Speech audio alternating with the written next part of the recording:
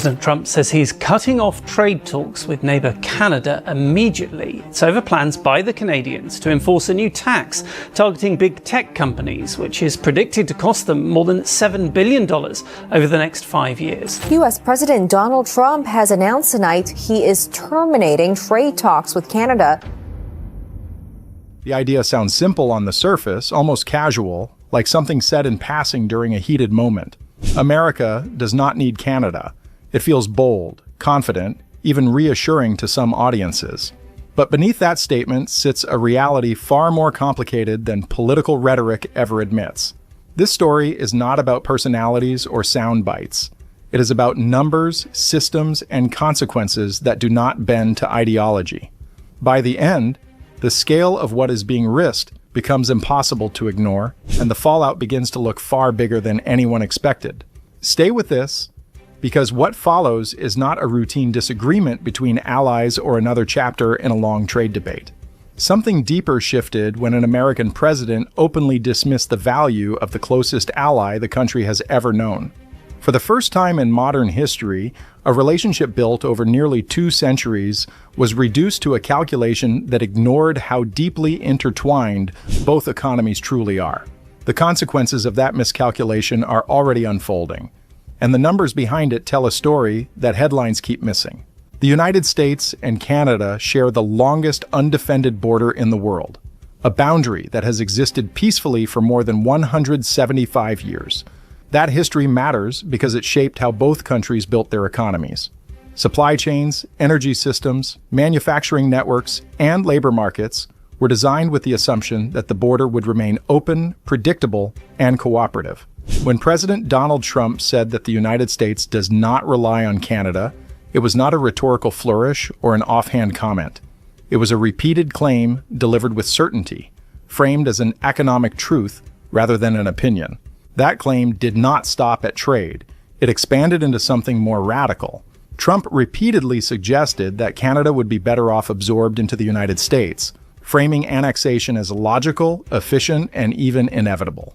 Those statements reframed a partnership into a hierarchy and turned cooperation into leverage. What makes this moment remarkable is not the provocation itself, but how far removed it is from the economic structure that exists in reality. Start with energy, because energy exposes the gap between political messaging and physical dependence faster than any other sector. Every single day, roughly 4.1 million barrels of crude oil move from Canada into the United States. This flow does not pause for speeches or elections. It continues because American refineries require it.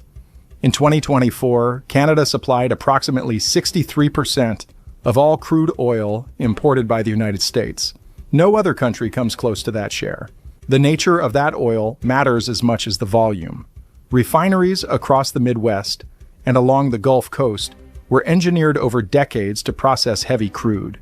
That type of oil is dense, sulfur-rich, and difficult to refine without specialized equipment. Canadian oil sands produce exactly that grade, and American companies invested billions of dollars building facilities tailored for it.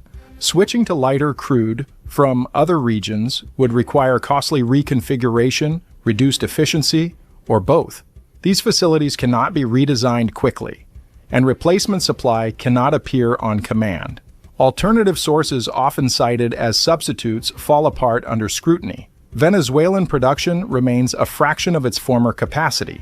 Mexican output continues to decline year after year. Middle Eastern suppliers could increase shipments, but doing so would involve longer transport routes, higher costs, and reliance on regions where political stability fluctuates.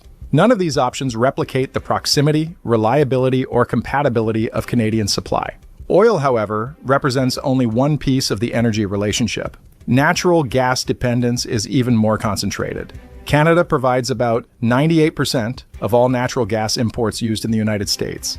Homes across the Midwest rely on that gas for heating during winter months.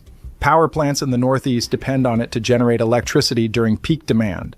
The pipeline networks connecting the two countries were built over generations and form a system that functions as a single integrated grid. Electricity tells the same story. Canada accounts for roughly 82% of all electricity imported into the United States. States like New York, Michigan, and Minnesota use Canadian power not as a supplement, but as a stabilizer during periods of high demand. Grid reliability depends on it. Removing that supply would increase the risk of blackouts and force utilities to scramble for alternatives that do not exist at comparable scale. Taken together, the energy trade between the two countries reached a value of about $151 billion in 2024. This figure does not represent exploitation or imbalance. It reflects American utilities and companies purchasing energy that fits their infrastructure and arrives with minimal geopolitical risk.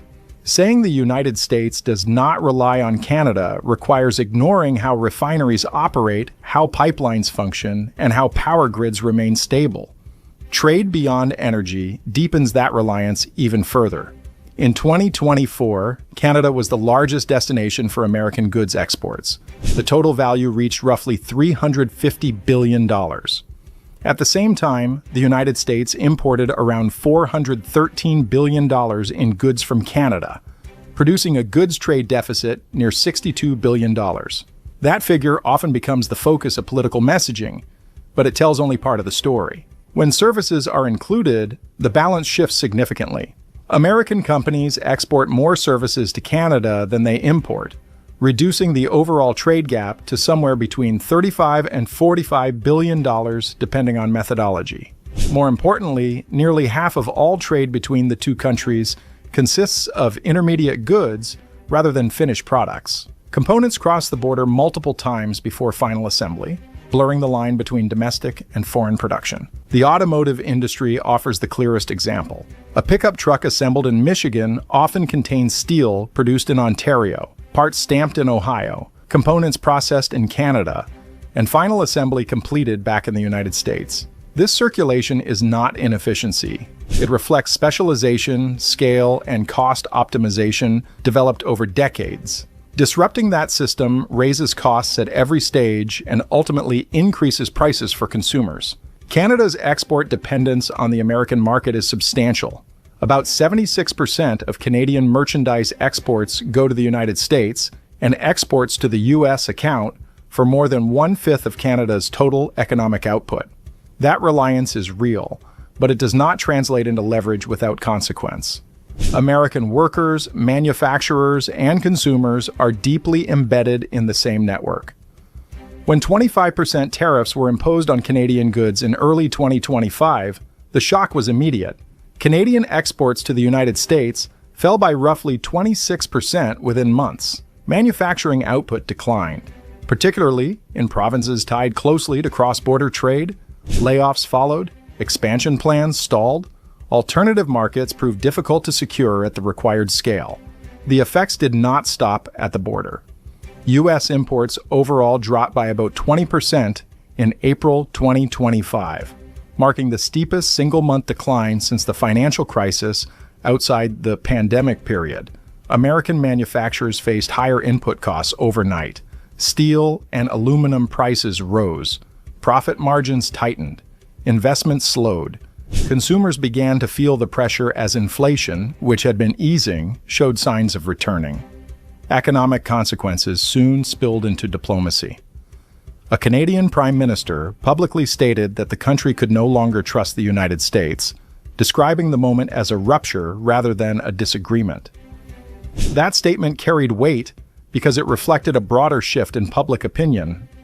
Polling in 2025 showed that roughly 90% of Canadians opposed annexation under any circumstances. Another survey found that more than 80% would prefer renewed ties to the British Commonwealth over becoming part of the United States. National sentiment shifted quickly. Campaigns promoting domestic products gained traction. Canadian travel to the United States dropped by more than 30% year over year, driven not by currency or fuel costs, but by consumer choice.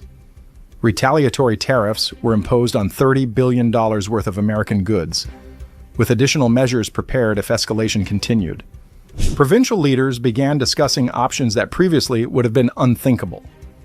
Ontario openly considered restricting electricity exports to neighboring U.S. states. Although the idea was not implemented, The fact that it entered public discourse revealed how far relations had deteriorated. Trump's rhetoric continued to escalate. Canadian